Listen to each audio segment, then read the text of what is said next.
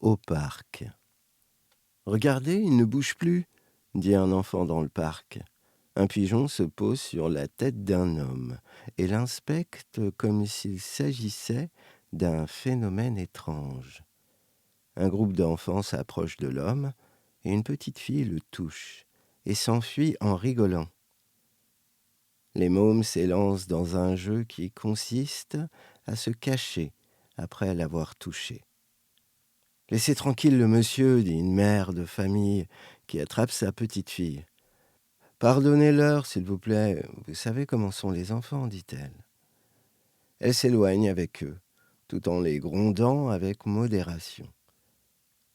À l'intérieur de l'homme se tient une réunion de crise.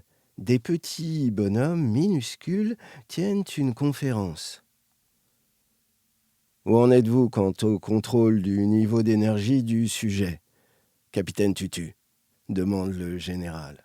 « J'ai envoyé un détachement de soldats de motivation pour faire baisser le taux de cortisol et augmenter le taux d'endorphine. Objectif, booster son niveau d'engagement.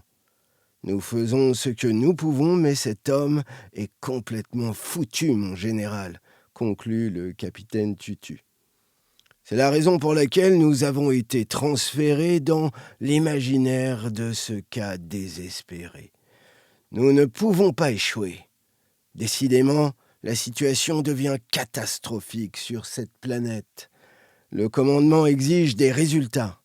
Si vous arrivez à le remettre en marche, nous pourrons répliquer cette victoire sur tous les cas de la planète et ainsi redonner l'espoir à la race humaine, répond le général. Rompez, et vous, capitaine Laflûte, au rapport. Nous avons tenté les stimulations auditives, visuelles, mais le sujet n'y est plus du tout sensible. La situation semble sans retour, à tel point que nos soldats reviennent du front complètement démoralisés. Nous avons nommé cette débâcle le gros lourd, mon général, conclut la capitaine Laflûte. Comment ? Malgré toutes vos stimulations, musique, films, activités, jeux, exploration des sensations, etc., insiste le général. Admiratif, mon général, répond la capitaine Laflûte. Préparez vos pactages. Nous nous préparons à quitter l'hôte. Vous pouvez disposer, ordonne le général. Les militaires se déploient dans le corps de l'homme qui ne bouge pas. Le parc commence à se vider et le gardien n'a pas remarqué l'homme étendu sur la pelouse.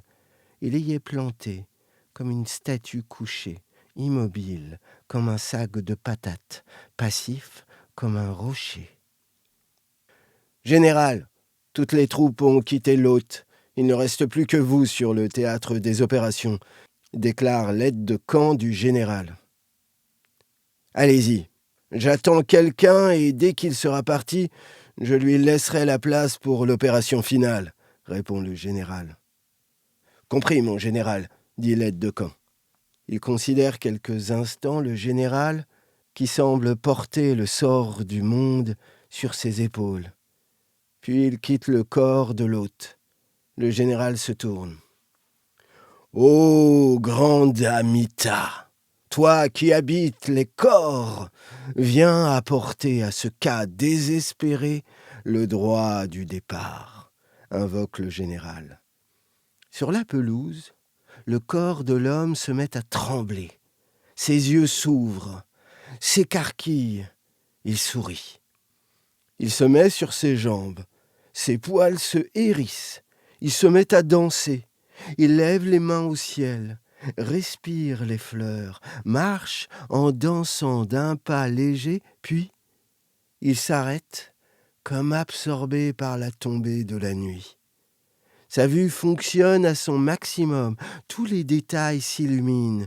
Ses narines détectent chaque odeur, ses oreilles associent les sons en une symphonie du bonheur. Son cœur bat au rythme juste. Tout est prêt, chante une présence à l'intérieur de l'homme. Le général quitte l'hôte.